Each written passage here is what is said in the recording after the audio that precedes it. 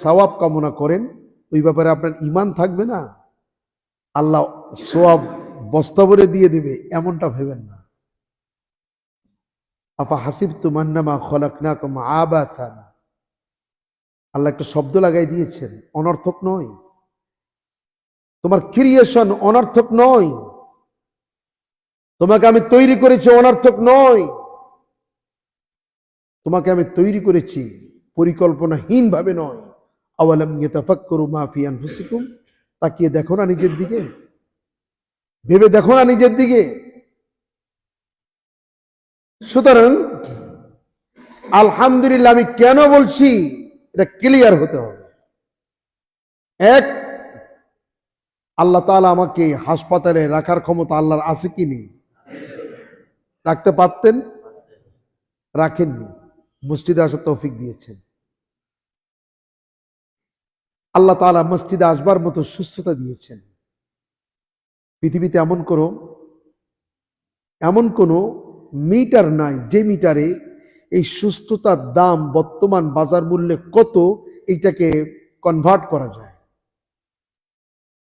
যেমন আপনি দেখেন, আপনার সব থেকে কাছের মানুষ আপনার স্ত্রী, আপনার গার্লফ্রেন্ড, সব থেকে কাছের মানুষ। আমরা কথা বলার সময় কত বলি, তোমার জন্য জীবন দেব, জীবন দেব, কলিজা কেটে খাওয়াবো, তুমি আমার রানী, কত কিছু বলি। আল্লাহ না করুক যদি একটু এমন কোনো সমস্যা হয় যে বাচ্চা হবে না, ডাক্তার একটু ইঙ্গিত দিল একটু সমস্যা আছে, আল্লাহকে বলেন, খালি এটুকুন বললে হয়ে যাবে। এই যে উসকুস শুরু হয়, 13 বছর বিয়ে হয়েছে, বাচ্চা হয় না, রাখবো না ছাড়বো, রাখবো না ছাড়বো, কথা ঠিক না ঠিক? আলহামদুলিল্লাহ কেন বলছি, এটা ক্লিয়ার হতে হবে। সুস্থতা, স্বাধীনতা, সুস্থ মস্তিষ্ক, সুস্থ অর্গান, যে অর্গানটা তেমন একটা লাগে না, মাঝে মধ্যে লাগে, ছোট্ট হাতের ছোট্ট আঙ্গুলটা। আমি আজকেও আমার ছেলেটা আমাকে একটু মেসেজ করতে এলে আমার আঙ্গুলটা একটু ব্যথা, বললাম বাবা এই আঙ্গুলটা ছেড়ে দে, এটা খুব ব্যথা। তার মানে আঙ্গুল তেমন কোনো কাজে লাগে না বলে যখন কান চুলকাবে তখন বুঝবেন আঙ্গুলে কত প্রয়োজন। বুড়ো আঙ্গুল কানের ভিতরে ঢুকায় দেখছেন, ঢোকেই না। আলহামদুলিল্লাহ কেন বলছি, পৃথিবীর কত মানুষকে আল্লাহ তাআলা রাস্তার নোংরা খাবার দিয়ে লালন পালন করছেন। ঢাকা বিশ্ববিদ্যালয়ের পাশ করা আমাদের শাল্টু ভাই প্রেস ক্লাবের কোনো ঘুমায় থাকে, টাকার অভাব নাই, জমির অভাব নাই, ডিগনিফাইড আত্মীয় স্বজনের অভাব নাই, ঢাকা বিশ্ববিদ্যালয়ের ছাত্র। দেখবেন নোংরা অবস্থায় ওই প্রেস ক্লাবের সামনে ঘুমায় থাকে। আচ্ছা বলেন তো, আল্লাহ আমাকে ওই জায়গায় রাখতে পারতেন না? সুতরাং আমি আলহামদুলিল্লাহ বলছি আমার ঈমানের দাবিতে, যা তুমি আমাকে দিয়েছো পৃথিবীর কেউ এটা দেওয়ার ক্ষমতা রাখে না। আল্লাহ আমাকে যা দিয়েছেন পৃথিবীর কারুর দেওয়ার ক্ষমতা নাই। এই জন্য হিসাব কিতাব করে ঈমানের দাবিতে অন্তত পক্ষে চিন্তার সাথে আল্লাহর সঙ্গে কানেকশনের সাথে আলহামদুলিল্লাহ বলতে হবে।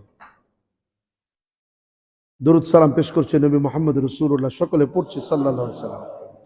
ভূমিকাতে কথা না বাড়িয়ে 2টা আয়াত তেলাওয়াত করেছি। একটা হচ্ছে সূরা বাকারার 205 নম্বর আয়াত, আর একটা হচ্ছে সূরা হজের 41 নম্বর আয়াত। আমি আগেও, সে 22 বছর আগেও যেভাবে কথা বলেছি, বিগত 16 বছরে যেভাবে কথা বলেছি, আজকেও কথা বলছি, চেষ্টা করবে চুল পরিমাণ এদিক সেদিক যেন না হয়। আল্লাহ তৌফিক দান করুন। বর্তমান গতকালকে বাংলাদেশে নির্বাচন হয়ে গেল। কি নির্বাচন হয়েছে না? কথা ঠিক তো? সবকিছুর মালিক কে? সবকিছুর মালিক আল্লাহ। আল্লাহ চেয়েছেন বিএনপিকে এতগুলো আসন দিবেন, জামাত দলীয় জোটকে এই আসন দিবেন, এটা আল্লাহর ফায়সালা নাকি? এটা বিশ্বাস করতে কারো কোনো দুর্বলতা আছে? এটা যদি আল্লাহ চাইতেন রেজাল্ট উল্টাই দিতে, আল্লাহর ক্ষমতা ছিল না? আল্লাহ দেননি। ক্ষমতা পাওয়ার পরে মানুষ দুই ধরনের হয়। কয় ধরনের হয়? দুই ধরনের। আবারও বলছি, ক্ষমতা পাওয়ার পরে মানুষের দুইটা চরিত্র, এই দুইটা আয়াতে আল্লাহ তাআলা উল্লেখ করেছেন। চিন্তা করে দেখছেন, সেই 1450 বছর আগের নাজিল হওয়া কোরআন, তার ভিতরে 26 সালের নির্বাচনে যারা বিজয়ী হবে তাদের কথা আল্লাহ বলে দিয়েছেন। আলহামদুলিল্লাহ বলেন। আমরা আমাদের খুতবাতে এই মসজিদের পক্ষ থেকে যেই সব মাননীয় সংসদ সদস্য নির্বাচিত হয়েছেন, আল্লাহর কাছে দোয়া করি, আল্লাহ তুমি তাদের প্রত্যেককে খলিফা ওমর বানিয়ে দাও। চাঁদাবাজ মুক্ত রাখো, সন্ত্রাস মুক্ত রাখো, দেশের টাকার, দেশের সম্পদ, দেশের স্থাবর সম্পত্তিতে তুমি তাদেরকে আয় আল্লাহ তাআলা পাহারাদারের মতন চোখ কান খোলা রেখে দায়িত্ব পালনের তৌফিক দান করো। এই 299 জন মাননীয় সংসদ সদস্য, আল্লাহ এগুলো যেন ভারতীয় গোলাম না হয়, তুমি সে তৌফিক দান করো। এরা যেন দেশের স্বার্থ বাঁকায় দিয়ে, দেশের স্বার্থকে উপেক্ষা করে অন্যের স্বার্থকে প্রাধান্য না দেয়, সেই তৌফিক তুমি দান করে দাও। আমরা এই দোয়া করতে পারি না?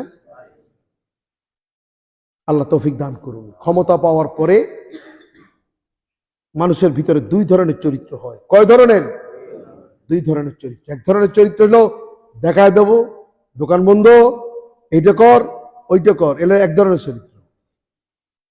আর এক ধরনের চরিত্র হচ্ছে দায়িত্ব পাওয়ার পরে তার কাজ কি, সে এখন কোন দিকে যাবে। দেখবেন মেয়ের বিবাহ হওয়ার পরে মেয়ের মা বলে, মেয়ের নানি বলে, মেয়ের দাদি বলে, খবরদার তোমার সাথে কিন্তু মোল্লা বাড়ি মোল্লা ছেলের বিবাহ হয়েছে, আগের মতন লাভ দিয়ে রাস্তায় যাওয়া যাবে না। কি বলে কি বলে না? বিবাহ হওয়ার পরে বুঝতেও তো একটু সময় লাগে, কারণ একজন ব্যাচেলর সে এখন স্বামী হয়েছে,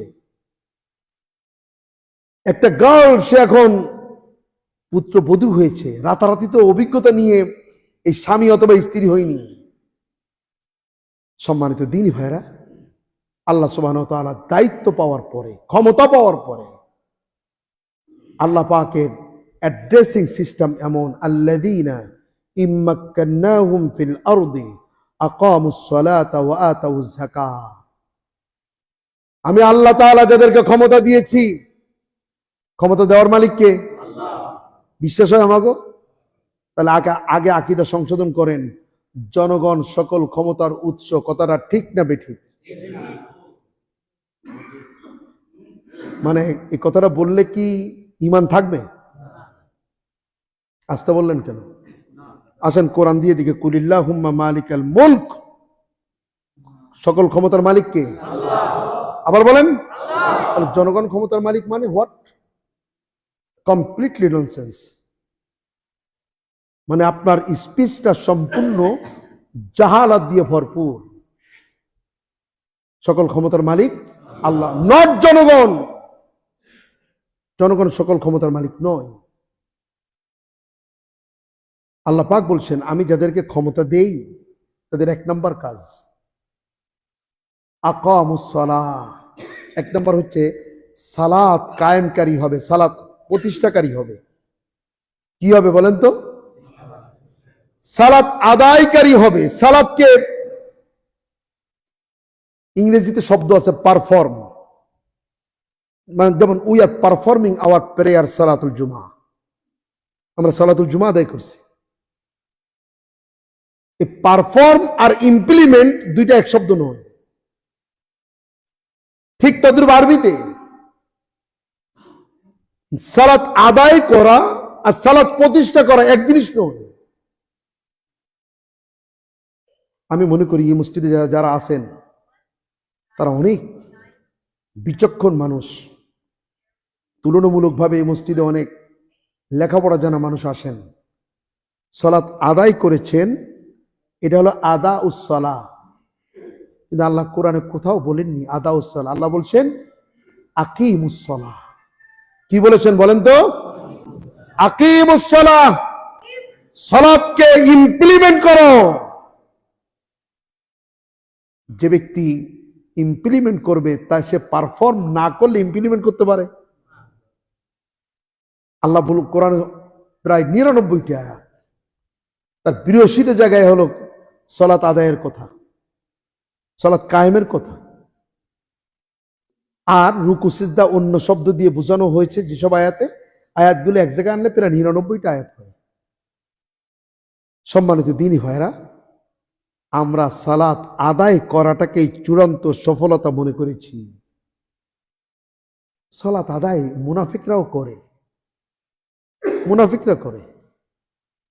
৭১ সনে বহুত নন মুসলিম এই মসজিদে সালাত আদায় করত।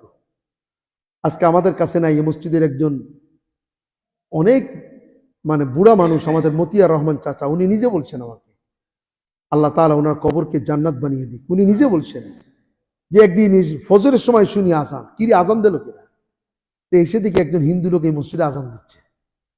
যদি ৭১ আমার জন্ম হয়নি, এই জন্য আমি ওইভাবে বলতে পারবো না। তখন মানুষ জীবন বাঁচানোর জন্য দায় থেকে ঈমান এনেছে, দায় থেকে কলমা পড়েছে, দায় থেকে অনেক অঙ্গহানিও মাঝে মধ্যে করেছে, দায় থেকে। সম্মানিত দ্বীনি ভাইরা, খুব গভীরভাবে চিন্তা করতে হবে। আল্লাহ তাআলা সালাত আদায়ের কথা বলেন নাই, সালাতকে ইমপ্লিমেন্ট করবার জন্য বলেছেন, সালাতকে প্রতিষ্ঠা করবার জন্য বলেছেন। এখন আপনি বলেন, আমরা কি সালাত আদায়কারী হব নাকি সালাত প্রতিষ্ঠাকারী হব? যিনি ইমপ্লিমেন্ট করবেন তাকে অবশ্যই পারফর্ম করতে হবে। যদি কেউ সালাত আদায় না করে, তিনি ইমপ্লিমেন্ট করতে পারেন না। কথা কি বুঝতে পেরেছেন? ভাই ওদিক কি এ খাদিম সাহেব আছেন নাকি? হাজি সাহেব, হাজি সাহেব, কোনো সমস্যা থাকলে আমরা আসতে বলি, বসেন। এখন কোনো কথা নেই, কারণ ১:১৫ আল্লাহু আকবার কব, কেউ আসলেও কব, না আসলেও কব। আল্লাহ সুবহানাহু ওয়া তাআলা বলছেন, যাদেরকে আমি ক্ষমতা দিই, ১ নাম্বার হচ্ছে তারা সালাত প্রতিষ্ঠাকারী হবে। আল্লাহ ২৯৯ জন নতুন পার্লামেন্টের মেম্বার, তুমি তাদেরকে সালাত প্রতিষ্ঠাকারী হিসেবে কবুল করো। আয় আল্লাহ, যদি তোমার ইলমে থেকে থাকে, এই মেম্বারে দাঁড়িয়ে আমি আমার হৃদয় খুলে বলছি, আয় আল্লাহ, আমাদের প্রধানমন্ত্রী যিনি হবেন, উনি যেন জুমার ইমামতি জাতীয় মসজিদে করতে পারে, সেই যোগ্যতা আপনি তাকে দান করে দেন। কি আমি কি কোনো অ্যাবনর্মাল কথাবার্তা বললাম নাকি? আমার কথার সঙ্গে কি আপনারা দ্বিমত পোষণ করছেন? না, করতে পারেন না। ১ নাম্বার হচ্ছে তারা সালাত আদায়কারী হবে, প্রতিষ্ঠাকারী হবে, তারা যাকাত আদায়কারী হবে। ওয়াতাউজ যাকাত, তারা যাকাত দিবে। আল্লাহর কাছে কামনা করি, আয় আল্লাহ, এই ২৯৯ জন পার্লামেন্টের মেম্বার, আল্লাহ মেহেরবানি করে এর একটাও যেন সরকারি টাকা বিদেশে পাচার না করে, বলেন আমিন। আয় আল্লাহ তাআলা, যে কয়জনের উপরে যাকাত ফরজ হয়েছে এই পার্লামেন্টে, প্রত্যেকে যেন যাকাত আদায়কারী হতে পারে। আয় আল্লাহ, যারা কোটি কোটি টাকা খরচ করে এমপি হয়েছে, তুমি মেহেরবানি করে যারা ধান্দা করেছে এমপি হব আর ১,০০০ কোটি টাকা ইনকাম করব, আয় আল্লাহ তাআলা, তুমি ওগুলোকে হেদায়েত দান করে দাও। কারণ যাকাত যে ব্যক্তি আদায় করবেন, উনি রাষ্ট্রের টাকা চুরি করবেন না, উনি ভিজিএফ কার্ড বিক্রি করবেন না। যাকাত যিনি আদায় করবেন, ১ লক্ষ টাকা ২,৫০০ টাকা, ১ কোটি টাকা ২.৫ লক্ষ টাকা, এটা নট ইজি ম্যাটার, এটাকে নর্মাল কাজ মনে করবেন না। এই শহরে ১ কোটি টাকার মালিক বহুত ব্যবসায়ী ভাইরা আছেন। ওই গ্লাসের ভাইরা এক ব্যবসায়ী ভাইকে ধরলাম, ভাই যাকাত দিচ্ছেন? হ্যাঁ দিছি দিছি দিছি।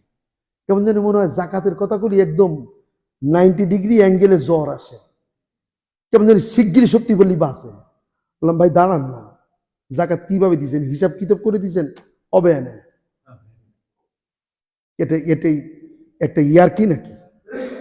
যাকাতের অর্থ হলো হিসাব। এই মসজিদের অনেক মুসল্লি ভাইরা আছেন, সালাত আদায় করতে করতে কপালে দাগ ফেলে দিয়েছেন, সালাত আদায় করতে করতে হাঁটুতে দাগ ফেলে দিয়েছেন, তাহাজ্জুদ আদায় করেন, মাগার যখনই জাকাতের কথা বলা হয় আর আস্তে আস্তে বিনে বিনে শুনে জাকাত কত দিতে হয়, কয় শতকরা 2.5 টাকা। তখন ভাবে কি 1 টাকায় আড়াই পয়সা, 1 টাকায় 2.5 পয়সা, যে হিসাবে 1000 টাকায় যা লাগে 1 লাখ টাকায় 2.5 টাকা। না, এটা যখনই শুনি 1 কোটি টাকায় 2.5 লক্ষ টাকা লাগবে, তখনই কয় হ্যাঁ হ্যাঁ সারা বছর দান করি। আর এক ব্যবসায়ী ধরিলাম, সে কয় ভাই আমি তো সারা বছর আল্লাহ রাস্তায় দান করি। বাবা, তোমার আল্লাহ রাস্তায় কে দান করতে বলছে? তোমাকে কে দান করতে বলছে? জাকাত ফরজ। জোরগণ জাকাত কি? কোন সন্দেহ আছে? যাদেরকে আল্লাহ ক্ষমতা দিবেন তাদের 2 নম্বর দায়িত্ব, সূরা হজের 41 নম্বর আয়াত, 1 নম্বর তারা সালাত প্রতিষ্ঠাকারী হবে, 2 নম্বর কি হবে?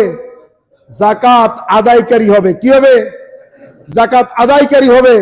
জাকাত আদায়কারী ব্যক্তিরা কোনোদিন অপরের সম্পদ চুরি করতে পারে না, পারে না, পারে না। 299 জন পার্লামেন্টের নতুন মেম্বার, আল্লাহর কাছে ফরিয়াদ করি, আল্লাহ তাআলা আপনি তাদেরকে হেফাজত করেন, আপনি তাদের যোগ্যতাকে আরো বাড়িয়ে দেন। আয় আল্লাহ তাআলা, আমাদের দেশের ভিতরে কে কাকে ভোট দিয়েছে নট ম্যাটার, এখন আমরা সবাই নতুন প্রধানমন্ত্রীর অধীনে চলে যাব। কথা ঠিক নেবে? ঠিক। নতুন সরকারের সিদ্ধান্তের কাছে আমরা নিজেদেরকে সুপর্দ করব। কিন্তু যারা ক্ষমতায় যাবে, আল্লাহ তাআলা 1450 বছর আগে বলছেন সূরা হজের 41 নম্বর আয়াতে। কোথায় বলছেন? সূরা হজ। সূরার নাম কি? আবার বলেন। এই আয়াতটা মুখস্থ করে যাইতে হবে। সূরার নাম, আয়াত নাম্বার 41। তাদের 2 নম্বর যোগ্যতা হবে, তারা জাকাত আদায়কারী হবে। সুতরাং জাকাতের অপর নাম হিসাব। এই 299 জন পার্লামেন্টের মেম্বার যদি বিল এনে সিদ্ধান্ত নেয়, বাংলাদেশে যাদের টাকা জাকাত পরিমাণ আছে, সরকারিভাবে বাধ্যতামূলক মুসলমানদের কাছ থেকে জাকাত আদায় করা হবে, তাহলে আগত নতুন সরকার কি এই জাতির উপর জুলুমকারী হবেন? আমরা এটা কামনা করতে পারি কি পারি না? পারি না, এবং এটা করব। আমরা দেখছি আগত সরকারের প্রধানমন্ত্রী হবেন তারেক জিয়া। কথা ঠিক না ঠিক? জানি না আমাদের কথা পৌঁছবে কিনা। আয় আল্লাহ, এই পার্লামেন্টের যে কয়টা বিষয় বিল আকারে আসবে, সিদ্ধান্ত আকারে আসবে, তার ভিতরে ধনী মানুষদের জাকাত আদায় করতে হবে, এটার জন্য বাধ্যতামূলক করা হয়। সবাই বলেন আমিন। আমরা সবাই রাজি না? 3 নম্বর। কয় নম্বর? সৎ কাজের আদেশ করা। আল আমরু বিল মারুফ। কি করা? সৎ কাজের আদেশ করা। সৎ কাজের আদেশ যদি হয়, তাহলে এখানে সৎ কাজের অভাব নাই। সরকার যেন সৎ কাজের সব আইন করে এই রাষ্ট্রের জন্য ইমপ্লিমেন্ট করতে পারেন। মারে খাতি দেনা, বাপরে খাতি দেনা, এইরকম মানুষটি আমাকে শহরে আছে, আছে তো আছে। কেন? আমি কি আমার মায়ের ঋণ কোনোদিন শোধ করতে পারবো? আপনি পারবেন? বাপের ঋণ শোধ করতে পারবেন? তাহলে এই 299 জন মেম্বারদের কাছে, পার্লামেন্টের কাছে, নতুন পার্লামেন্টে আমার দাবি, আমাদের দাবি, যেই সব কুলঙ্গারেরা মায়েদের খেতে দেয় না, বাবাদের খেতে দেয় না, রাষ্ট্রের আইন করে এমন আইন করা হোক যাতে করে বাপ মাকে দেখভাল করা কোরআনের ফরজ যেন ইস্টাবলিশ হয়। জোরে বলি আমি।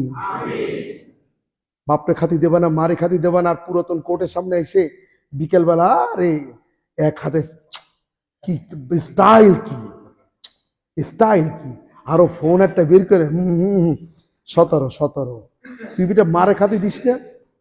ও তো নন স্টপ, ওর মাজার নিচে আধা ঘন্টা পিটানো দরকার। ঠিক না বেটি? নন স্টপ, কোন স্টপ দেওয়া যাবে না। সৎ কাজের আদেশ হিসাবে 299 জন পার্লামেন্টের মেম্বারের সিদ্ধান্তের উপরে এই জাতির ভাগ্য নির্ধারণ হবে। এই জাতি মাদক বেচবে না খাবে, বাপ মারে ভালো চোখে দেখবে না খারাপ চোখে দেখবে, এই সব কিছু এই 299 জনের উপরে নির্ভর করে। 4 নাম্বার, আমি কি বানায় বলছি না কোরআন দিয়ে বলছি? সূরার নাম কি? আবার কোন সূরার নাম? সূরা হজ। সূরার নাম কি? জোরে কোন? মুখস্থ করতে হবে। আয়াত নাম্বার কত? 41। আবার বলেন আয়াত নাম্বার কত? 41। এটা সবার মুখস্থ করতে হবে। 4 নাম্বার, অসৎ কাজের নিষেধ করতে হবে। অসৎ কাজের যে কয়টা নিষিদ্ধ কাজ যে কয়টা আছে, তার একটা হচ্ছে টোটাল বাংলাদেশের যুব সমাজকে গ্রাস করে ফেলেছে বাবা, ইয়াবা, ফেন্সিডিল, ভদকা। কথা ঠিক না? ঠিক।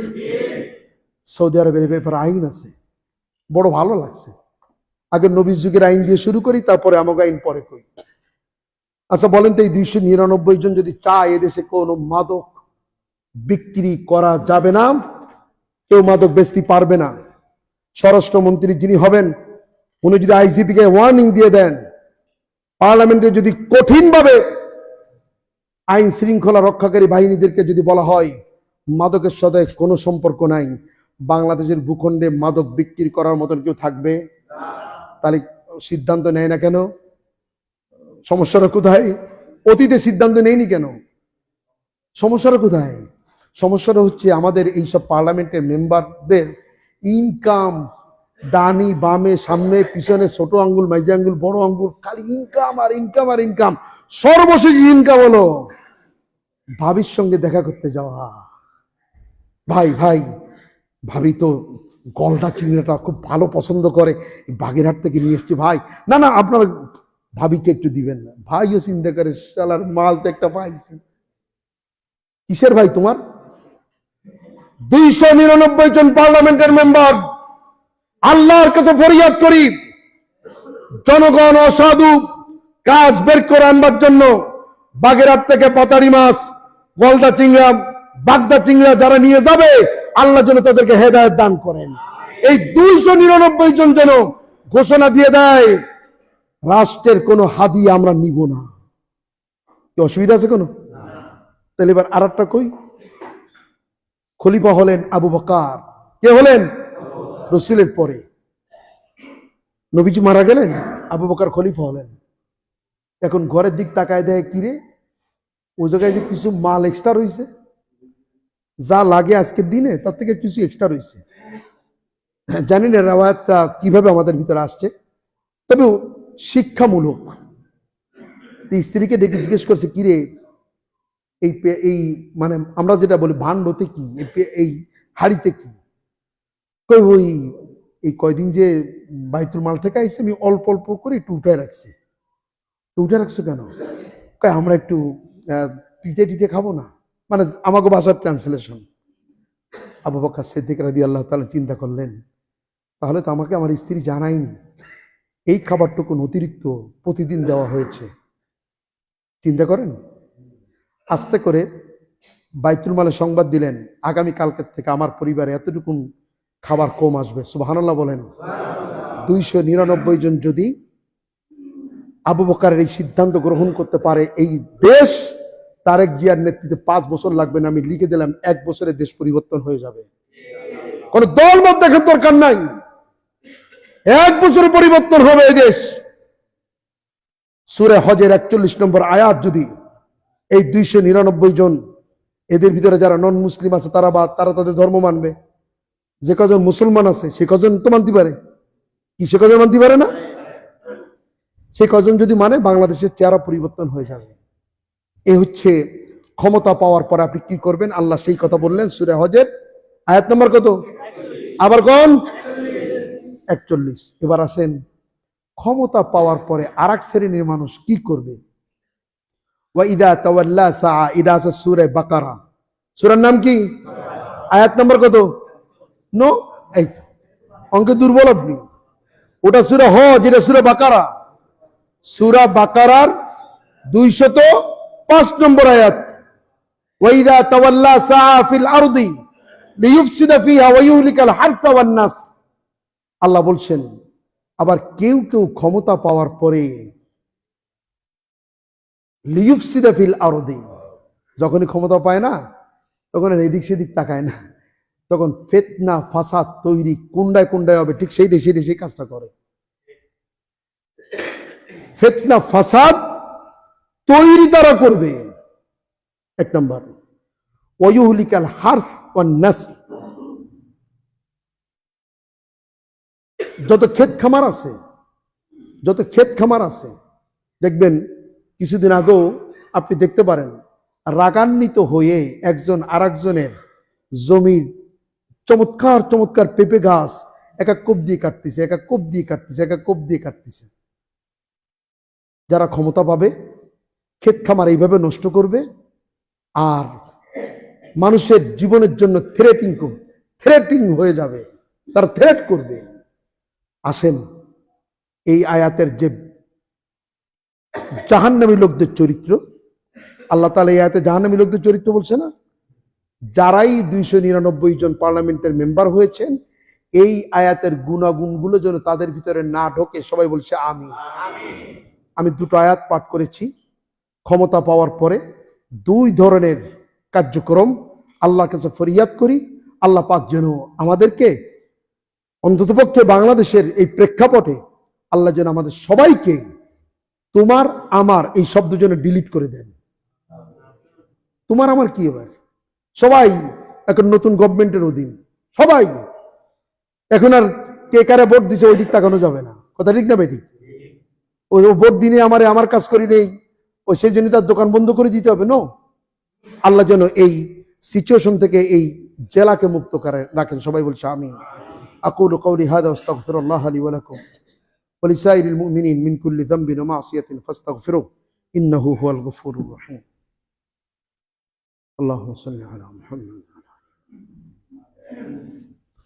আলহামদুলিল্লাহি কামা ইয়াজিবু আলাইনা মিন হামদিহি ওয়া তা'যীমিহি ওয়া নাশকুরুহু আলা নি'আমিহি ওয়া ইন'আমিহি ওয়া তাকরীমিহি ওয়া নু'মিনু বিহি ওয়া নাতাওয়াক্কালু আলাইহি ওয়া নুসনি আলাইকাল খায়রা কুল্লাহু ওয়া নাহমাদুহু ওয়া নুসাল্লি আলা রাসূলিহিল কারীম। আম্মা বা'দ, ওয়া'লামু আন্না আহসানাল হাদীথি কিতাবুল্লাহ ওয়া খায়রুল হাদী হাদী মুহাম্মদ সাল্লাল্লাহু আলাইহি ওয়া সাল্লাম ওয়া শাররাল উমুরি মুহদাসাতুহা ওয়া কুল্লু মুহদাসাতিন বিদআ ওয়া কুল্লু বিদআতিন দালালাহ ওয়া কুল্লু দালালাতিন ফিন-নার। রব্বানা যালামনা আনফুসানা ওয়া ইল্লাম তাগফির লানা ওয়া তারহামনা লানাকুনান্না মিনাল খাসিরিন।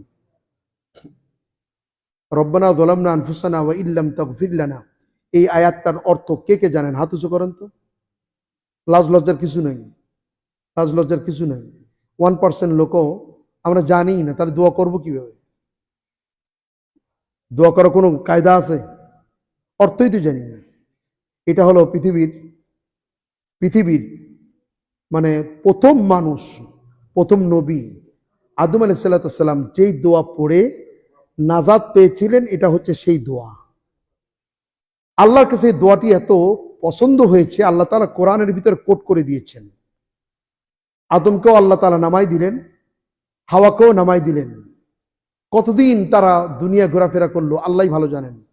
যদিও আমরা জানি 360 বছর তারা নাকি কাঁদিছে, তবে 360 বছর যে কাঁদিছে তার পাশে কি আপনি ছিলেন নাকি সাথী হিসেবে? এর ডকুমেন্ট থাকতে হবে। আমি কয়েকদিন আগেও এই ডিসেম্বর মাসে জেদ্দায় যাওয়ার পরে সবাই হাওয়া আলাইহিস সালামের কবর দেখতে যায়। তাই আমি বললাম যে ভাই, আপনারা যাচ্ছেন তাই আমিও যাচ্ছি, আমারও একসময় খুব আগ্রহ ছিল। তা ওখানে কিন্তু হাওয়ার কবর নাই। তা পিছন দিয়ে গাড়ি পিছন দিয়ে একজন কয়েছে, হাওয়ার কবর আছে না? মানে ওই জায়গায় হাওয়ার কবর অনেক লম্বা, ওই তো চলেন। তো ওটার নাম হলো, ওই জায়গাটার নাম হলো মাকবারে হাওয়া। জায়গাটার নাম কি? মাকবারে হাওয়া। এখন এই হাওয়া বললি তো বাতাসও অনেকে বোঝে, আবার অনেকে আমাগো হাওয়াও বোঝে, আমার ভাইজি হাওয়াও বোঝে, আবার আদম আলাইহিস সালামের বউ হাওয়া আমাগো মা তারেও বোঝে, বোঝার কোনো সমস্যা না। তখন আমি আস্তে করে জিজ্ঞেস করলাম, ভাই হাওয়ারে যখন কবর দেয় দেখছে কেডা কেডা? হাওয়া আলাইহিস সালামের কবর এখানে আছে, হয় আল্লাহর বলতে হবে না রসুলের বলতে হবে। ফাও জিনিসের উপরে ঈমান আনতে পারবো না, কথা ঠিক না বেঠিক? এই ভাই কথা ঠিক না? আল্লাহ এবং রসুল যা বলেছেন আপনি তার প্রতি ঈমান আনতে বাধ্য, বোঝেন অথবা না বোঝেন। এই দুইজন কয়দিন ঘুরছেন আল্লাহ ভালো জানেন, তবে আরাফার ময়দানে দুইজন একত্রিত হয়েছেন, এই ব্যাপারে কিন্তু নো ডাউট। আরাফার মাঠে আদম এবং হাওয়াকে আল্লাহ তাআলা মিলাই দিয়েছেন, এ ব্যাপারে নো ডাউট। তো দুইজন একসাথে হয়ে চিন্তা করলো যে আল্লাহ, স্বামী স্ত্রীরে কয়, স্ত্রীর স্বামীরে কয়, হাওয়া কয় আদম রে, আদম কয় হাওয়ারে, যা হবা তা তো হয়েছে, মাপ টাপ চাও। কই মাপ তো চা তালে আছে, কিন্তু কাজ তো হয় না। আল্লাহ তাআলা এই কালেমা তাদের ভিতরে শিখাই দিলেন। দুইজনে বলে ফেললেন রব্বানা, বলেন রব্বানা, হে আমাদের প্রভু, যালামনা, আমরা জুলুম করেছি। আয়াতটার অর্থ দেখেন, রব্বানা যালামনা মানে হলো আমাদের রব, আমরা নিজেদের পর জুলুম করেছি, আনফুসানা, নিজেদের পর জুলুম করেছি। রব্বানা যালামনা আনফুসানা ওয়া ইল্লাম তাগফির লানা, শব্দটা হলো ওয়া ইন লাম তাগফির লানা, কিন্তু পড়ার সময় ওয়া ইল্লাম তাগফির লানা, যদি তুমি আমাদেরকে ক্ষমা না করো, ওয়াতার হামনা, যদি করুণা না করো, লানাকুনান্না মিনাল খাসিরিন, হে আমাদের রব, আমরা কিন্তু দুনিয়াতেও শেষ হয়ে যাব, আখিরাতেও শেষ হয়ে যাব। এটা আদম এবং হাওয়ার দোয়া। এই দোয়াটা আমরা করতে রাজি আছি না ভাই? দোয়া করলো আদম এবং হাওয়া, আল্লাহ তাআলা দুইজনকে মাফ করে দিলেন। এই জন্য আপনি দোয়া করবেন, দোয়ার অর্থ আগে আপনার ভিতরে তৈরি হতে হবে। আমরা আমাদের পিতামাতার জন্য দোয়া করি, এটা প্রায় সবাই জানে, পড়েন রব্বির হামহুমা কামা রব্বায়ানি সগীরা। আমরা আমাদের সন্তান, আমাদের স্ত্রী, আমাদের স্বামীদের জন্য দোয়া করি, পড়েন রব্বানা হাবলানা মিন আজওয়াজিনা ওয়া যুররিয়াতিনা কুররাতা আয়ুন ওয়াজআলনা লিল মুত্তাকিনা ইমামা। আপনি যদি আল্লাহর কাছে চাইতেই না পারেন, তাহলে আল্লাহ তাআলা আপনাকে কেন দিবেন?